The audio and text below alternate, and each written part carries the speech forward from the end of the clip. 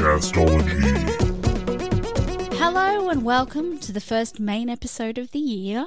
Yay. Happy 2022, everybody. Please, dear God, universe, happy. I'm not acknowledging it. Okay, we'll walk in real quiet. Business Don't break as usual. anything. Pretend look. I'm not going to look the year in the eye. Do we not just feel that 2020 and 2021 were just one really fucking long year? Yeah. Yeah, actually, it's a I pretty good way don't to sum feel it the up. changeover ever happened. There was a point in 2021 where I felt real time resumed. It was towards the end of the year where I was just like, oh, wait, it's August. That means it's almost 2022. I'm like, Still processing 2020. I still feel like it's 2016. 2016 was not a good year Not for a me, so let's go. good Let's year not. for But anyone. do you know what? After 2020, I'm really sorry for all the shit that I said about 2016. I'm sorry. I'll never do it again. But yeah, so new year. Is this going to mean any difference in the kind of podcast that we're recommending? Look, I feel like this year I'm just going to look for podcasts that I'm not going to try and be, and I think I kind of started doing this to the end of 2021. I stopped looking for, I've got to find something new and different. I'm just going to fucking find stuff I like. Yeah. If that means you get 12 fiction podcasts in a row, then you get 12 fiction podcasts in a row. And that's just, I'm not going to be mad about it. Yeah. But I just am at the point where I'm going to stop trying and forcing myself to do shit that I don't want to do and just do what I want to do. Podcast is self-care. Yeah, That's a great exactly. idea. Exactly. So I'm just going to try and find shit that makes my soul happy or scared or feel anything. Podcasts that make me feel again. Just sitting there, putting a cigarette out in my hand, being like, I just want to feel something. What about you, Zane? Maybe we should get some therapy podcasts on. So last year was my social justice year. Yeah. Yes. And then halfway through, I was like, please stop. I can't take it anymore. And so I took a brief hiatus and I did throw in a couple Zane Dry ones. This year, I'm going to lean into the nerd because that's kind of where I'm going personally. That's where my listening habits are going more. I enjoyed that. To informational stuff. So yeah, this is going to start today. Yeah. So, okay. Cool. Excellent. Shit. Give Yay. me some warning. I'm suddenly very Right. sick. To be fair, I haven't thrown a lot of Zane Dry stuff in there. I am still looking for stuff that isn't going to be one note, but that I still enjoy, and hopefully you all can enjoy as well. But I think I will be mostly educational stuff. Nick, do you have a goal?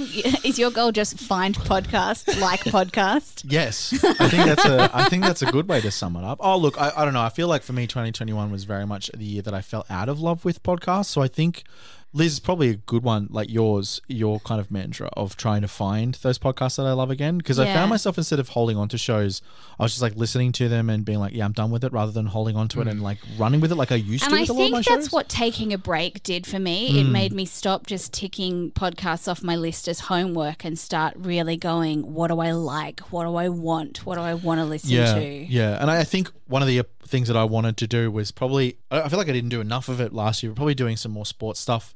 And going back into and finding the niche of sports, not out of a deliberate to find niche shit. As much as we're we hate you, there are lots of audience members of our podcast who listen who would be wanting to find stuff that isn't just the shit that Zane and I listen to. True. You are on this podcast for a reason and your opinion is valid. Oh my God, thank you so Happy much. New Year.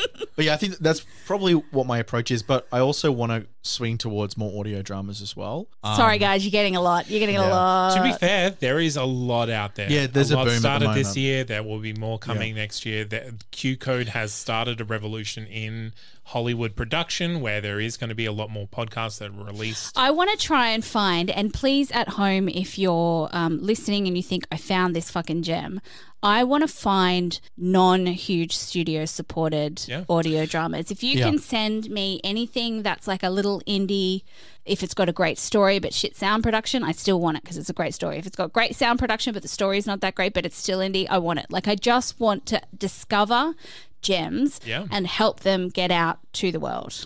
Yeah, and I also think for me, I'm also very curious about how these productions approach audio, because I know that a lot of the stuff that we've spoken about over the years with the audio dramas is that sometimes it borders on, I've just recorded audio from a television show or a movie and I've just made it a podcast. And I think if you do have me speaking to the listeners, right? If you do have shows that don't sort of lean that way, send it. Doesn't have to be it doesn't have to be this enriching narrative. It could be just like the most straightforward fucking thing on earth. But if you can get it, I find myself actually leaning away from Q code levels. Yeah, honestly, same. As amazing as it is, and as rich in quality as it is, sometimes I'm just kind of like, I can just put the TV on because this is presenting me a TV show and audio form, rather than. Look, it depends what I'm in the mood for. Sometimes I'm in the mood for something that can only be a radio play. Sometimes in the mood for something that does sound like a TV because my eyes are sore. But that's the thing. Like if it's done well, I don't think we're going to hold it against. No, not at all. No. Not at all. No. But shall we jump into this week's episode? I guess that's what we're. I guess that's what we're here for. I'm going to start with my own because I'm still riding off last week's week being all about me. And the week before that. Because you did win the niche off. Yeah, you did. It's just the year of Liz. No, wait, I didn't say that. 2022. I'm sorry. Walking in and not breaking anything. It's no one's year. It's not my year. It's no one's year. Okay. This is not a me podcast. This is a charming podcast nonetheless because I'm not a kid and this podcast is for kids. But I am a bit of a kid. It's called Unspookable. Now, what this is, it's a family-friendly look at history, mystery, lore, folk tales. Like the host Elise Parisian. Love the name. That is an amazing name. Oh, my God. Discusses things like where the origin of Bloody Mary came from, or they do Slender Man, or they do, like Siren Head. Siren Head, which is the new one. Yeah, that's the one I just listened to recently. So it's and the Sandman, which was a really interesting one because like not all of them are like evil, scary things. This is just kind of like where fables and legends came from and the stories behind them. So this is recommended for kids who are 8 years and older and can be a family listen. They're very good at if there's something that's actually a bit gross, they'll say, can you skip forward 30 seconds because we're about to describe, and it's literally just something like someone poked someone's eyes out in a fairy story or whatever, but they're very good at giving a squeamish warning. Yeah. This is it's like been covered by Time Out New York. It's been covered by the New York Times. It's been covered by bloody everything. But it's one of the best podcasts for kids. And what I also love about it is that they don't just talk to kids, they get the kids to talk. So throughout some of the episodes, they'll have like, here's where it came from. And then they'll have interviews from kids being like, I thought that this thing was a thing because of this and that. And like actually talking to the kids about like where they heard it from and what they thought about the thing, which I think adds a really nice amount of color to it. Yeah. So, yeah. Especially if kids are listening. Exactly. Because it's less like we're talking at you and more we're having a discussion about this thing. And then that also means you can talk to your kids about it afterwards and be like, have you heard of this scary thing? Was it scary for you? Or like, what did you think about this before you heard the podcast? Yeah, exactly. So Unspookable, get on it. Also, the cover art's really cute. It is. That is some cute. Yeah. Yeah, that's great. I want to hear from Nick next.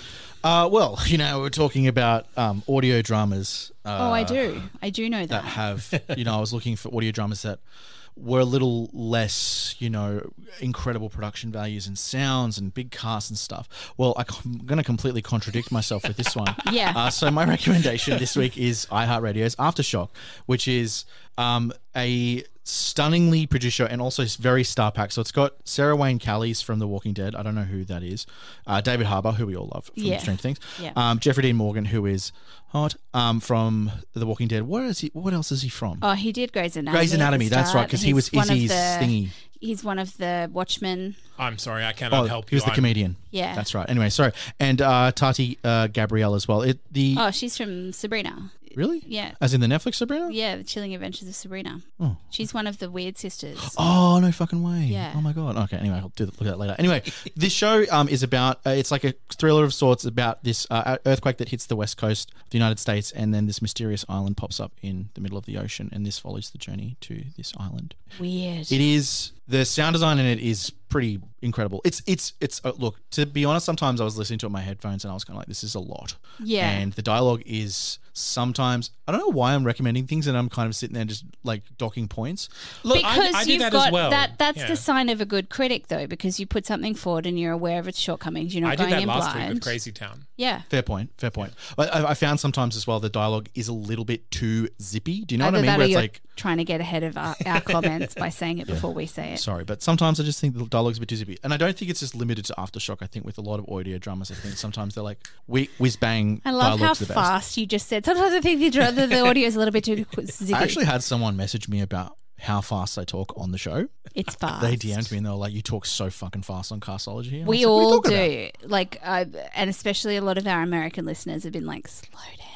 Really? Because Americans, when they hear me speaking on a podcast, they go, you're talking so Oh, really? slowly. Really? So I've had at least 4 of my American friends saying you speak so fucking fast. Okay. Yeah, non-American friends. So basically what we know is that we can't please anyone or everyone. I think it's just we have an accent and it makes it sometimes difficult to speak when we run words together. True. Yeah. All right, Aftershock. Cool. Zane. Nerds. That's you. Nice. I'm recommending an paleontology podcast. Oh, cool. So it is called I Know Dino. And it has been going since 2015. There are 369 episodes at time of recording. Wow. Releases weekly. It's run by 2 paleontologists.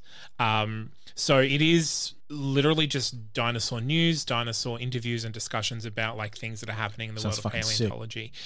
Sick. Yes. If you like dinosaurs, this is for you. It is family friendly, but it is also a little dry. So I think smaller kids who might just be like into everything dinosaurs, a lot of stuff might go over their head. But they also talk about things like the trade of T-Rex skeletons because of the movie Jurassic Park. Yep. So it's fun stuff as well, but it is mostly science and education.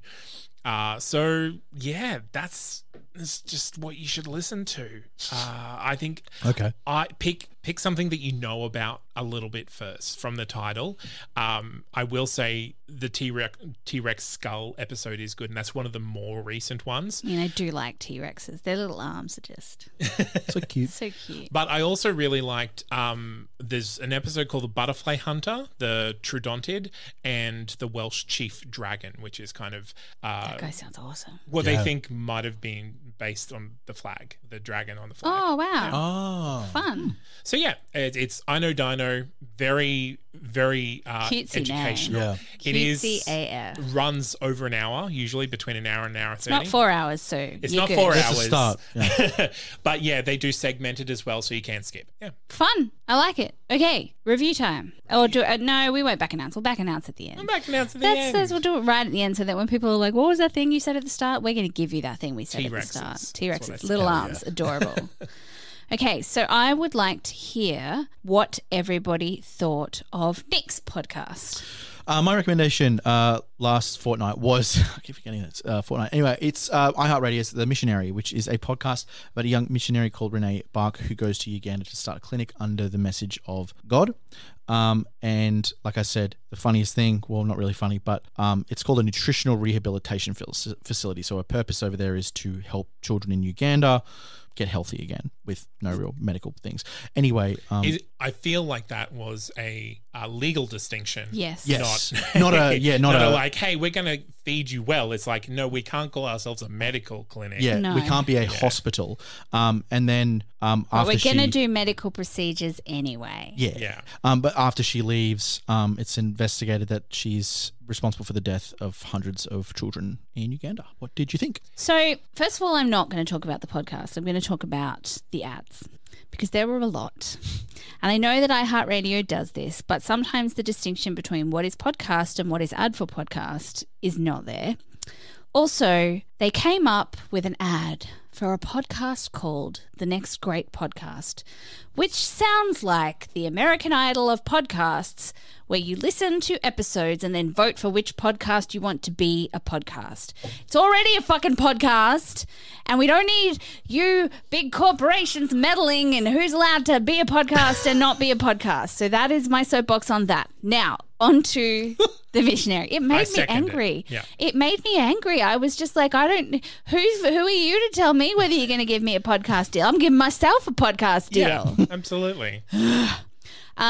This story is fascinating. I'd never heard of it before. The way that it's reported, as you mentioned, I do think they inserted themselves and editorialized a lot. Yeah. So some of the things that she did at the start, I was like, they're being a bit harsh on her. But then when you hear later on about all of the deaths, you're like, okay, justifiably. Yeah. But to make a podcast like that work really well, you have to be so impartial so that when the reveals that they actually did all these things comes out, you're like, oh my God, rather than look at this girl trying to help people, what a bitch, by the way she killed people. Like, yeah. So the story itself is fascinating, slightly too much editorializing. I will be finishing it. Thank you and good night, Zane. Story is very interesting. My problem with the ads was I don't know whether it was just me, but the ads were super loud. Yeah, it was like shocking. Like I was like, oh, ow. But maybe that was why, because I was listening while I was at work, and maybe that's why I was so hyper focused on the ads, because I've been doing my thing, and then all of a sudden they're like blasting me. Bit of a shock to the system. Yeah. I'm going to say this isn't a bad true crime podcast, but it is a bad investigative journalism podcast. Yes. In that it is an interesting story, but it is presented in a very biased way. It's judgy AF, which is fine because the person did some crap things, but it's just not as effective as if you stepped back and let the audience do your judging. Yeah. So like go into that. I think it's worth listening and finishing. Yeah. But just go into it knowing that. I didn't get all the way through. I got a few episodes in. I don't know if I'm going to finish it because I feel like I don't need to know the details now that I know what's happened. 2 eps in, but I want to know more after the 2 ep point. So. Yeah, I think that's the difference between you and me, though. Like, I can like, okay, that's enough for me. Yeah, I'm like, no, must have closure. This is me, though. Like, whenever I argue with someone, I have to follow them into the next room to have like a closure and like finish it. Like, even if I hate it, I just need it finished. So I get it, and it frustrates me about myself. It might be toxic, but we can deal with that in therapy. We're going to family pod therapy now, guys. But overall, it is a very interesting topic. Yeah. And it's not unlistenable. I would like an investigative podcast on missionary missions gone wrong in general. Like I would love that. Massive overarching look at a bunch of stuff. Yeah. The church. Do some research. Yeah, I was going to say the church will set us on fire, but I don't know which church. Let's just do all the missionaries so all the churches hate us. I feel like the Catholic Church has had a few exposés in the last few years, so maybe they won't come after us specifically. But do some research because I want to listen to that podcast. Yep. I just was like, I felt they went in so hard on someone for someone who was quite young. I was just like, even though you did a garbage thing, like going so hard on somebody who's so young, like that's. I mean, if they reordered it, it was just presented in an awkward fashion. If it was reordered, you could definitely have the audience agreeing with you 100% the whole way through, rather than being like, "Oh, I feel bad listening to you say that." So I think just be aware of that going in. All right, let's take a trip to Crazy Town. Crazy Town. So Crazy Town is a dark humor podcast about climate crisis and sustainability and all of that fun stuff, kind of presented in a chatty and approachable way. So their catchphrase at the start that I really loved was "middle-aged white guys mansplain the apocalypse," and I was just like, yes, they know exactly what they are and they lean into it, and I'm here for it. Like, because you really don't want middle-aged white guys mansplaining anything to you, but because they're aware of it, and that's part of the, you know, we know we're more white guys making a podcast about stuff, but we actually have some really important information. So listen up, and we're going to cry about the existential dread that we feel. But also, if you start with that, then you know you're not denying it, so it's up for conversation. Yeah. Exactly. Like the leany inness that they do really made me happy, and I listened to a lot more of their stuff than I thought I was going to. I learned a lot more because they're chatting to me about it and being incredibly like, oh God, we're fucked. And I'm like, I know, right? Ha ha ha ha ha ha, cry. Tell me how. Yes, this format, you are very correct. This is a very Liz way of depicting a Zane subject, and I enjoyed it a lot. I think... Like, enjoyed, it's about a climate crisis. Yeah, it made me like sad. The episode that I actually listened to most recently, like before we got here, was about the elites and billionaires, and by God, did I want to flip tables. Like, fuck. I'm going to avoid that episode. I'm so mad. I'm so mad. The Bezos space trip released a lifetime's worth of carbon into the atmosphere of one person's lifetime's worth. Yep. Yep. Yep. Yep. And he's like, yay, guys, yay, space, when people were dying in his warehouse. Like, yay, guys, yay, space. Thanks, guys. Thanks for all the people in the warehouse for making this happen. Nick, how did you feel about the podcast? I think for me, I really enjoyed it, but I actually, when I was listening to it in the car, I was like, oh, have I got my podcast speed up too much? No, and they just talk fast. They just talk really fucking fast. And again, that's what I mean. Like, they talk real quick, and we're not talking that quick. Yeah, I thought I was bad. They're pretty bad. Anyway, I am talking quite fast right now, but I think for me, the thing that really allows me to connect with it is that it isn't just Zane Dry, it is conversational, and that's where it does shine.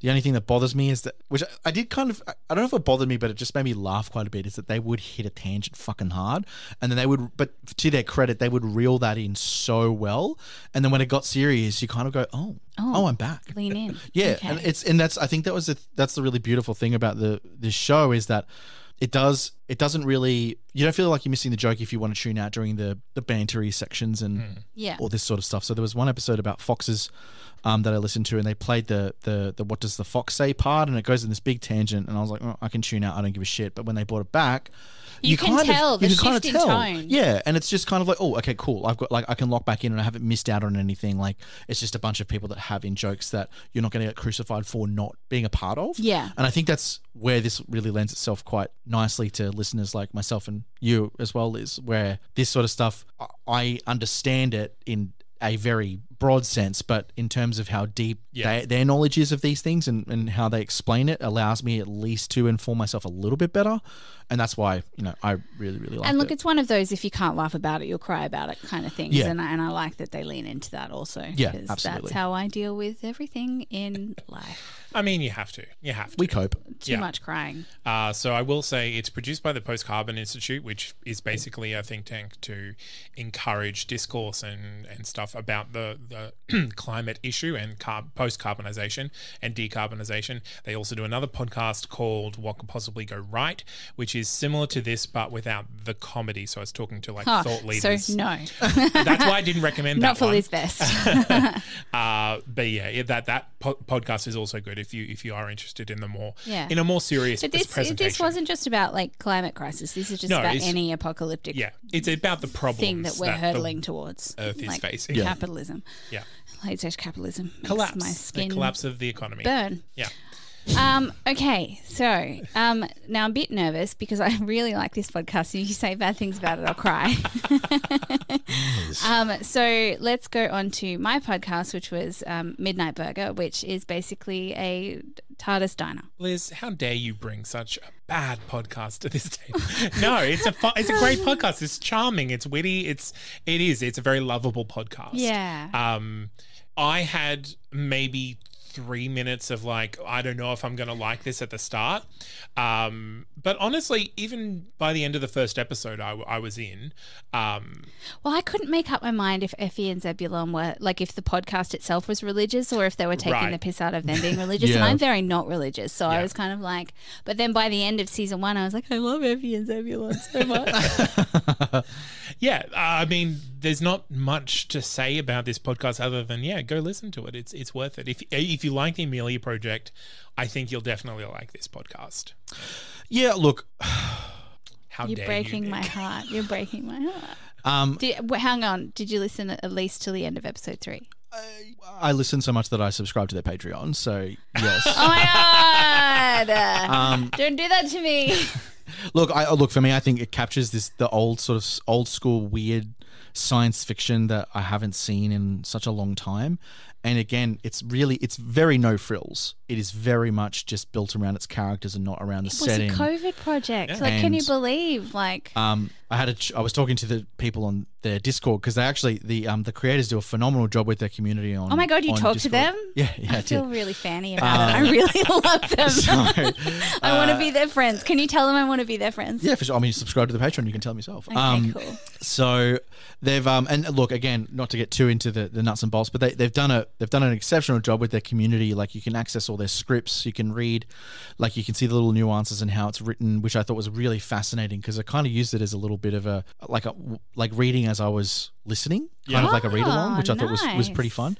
But also I'm pretty sure, I think I saw it today, and if Midnight Burger peeps, if you're listening to this, I think I saw what they do is they pre-release their episodes to their patrons, obviously, but they actually do live listens in their Discord as part of an event. So everyone tunes in and listens to the episode together. Oh. So I noticed that today. I was like, oh shit, I had to come here. But I was like, this is fucking cool. Yeah, nice. Other than that, onto the actual show itself, I think it's just, I don't know, it feels very warm. I just felt comforted by it. Yeah, right? Like, it is kind of just like having a nice, freshly baked piece of shortbread, right? Like, it's just soft, sweet. The intent is very genuine. And for me, and you know that Nana made it, so it's full of love. Yeah, kind exactly. Of thing. Yeah. And I think, again, for me, the fact that it does have, we were talking about this earlier, to me, it doesn't feel like I'm listening to some audio from a television show. I'm listening to a radio play. Yeah. I'm listening to this really distinct thing that exists without any sort of influence or anything like that, other than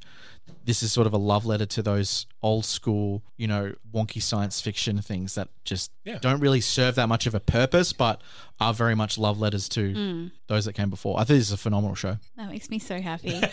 There's one thing that's not going to make you happy is that I swear to God that one of the guys on there has a very Paul F. Tompkins voice. Like, why would I not like that? No, sorry, I did the thing where I was looking at you and I was talking to Nick. I did look up the cast because I was like, if that dude is on here, I'm going to be pissed off. He's not. No. Thankfully. But yeah, I ended up finding, like, as much as I was like, too much religion, like, I ended up finding myself, I'm like, Effie and Zebby, like, I need that mom and pop energy in my life. Like, yep. I don't know. Oh, I'm so happy. That makes me really happy because I was very quite charmed by this podcast. Yeah. All right. So you should be. So if you would like to recommend a podcast that you have listened to or that you create, you can write to us at that'snotcanon.com/castology. We've got a little form that you can fill out, or you can go to castology@gmail.com, or is it Castology Podcast? I forget. It's been a while since it's Castology Podcast at gmail.com. Castology Podcast at gmail.com. Otherwise, you can contact us on any of the social medias, or you can leave a review and tell us what podcast that you think we should review next. 5 stars, of course. 5 stars, of course, because we're not going to consider your submission unless you give us 5 stars. Honestly, it's not worth our time to even read anything less than 5 But actually, like, I would, if you guys are still listening, like, we've been doing this for a couple of years now, and you haven't left a review, we would so appreciate it on any platform that you want to leave a review on. And look, we can't check all the platforms, so if you leave us a review on a different platform other than Apple, just send us a screenshot, and it would honestly make our day. Even if it's 1 star, I'll print it out and put it on a tote bag like I did with my other podcast. Yeah, honestly, I'd be chuffed that you just left a review. I know.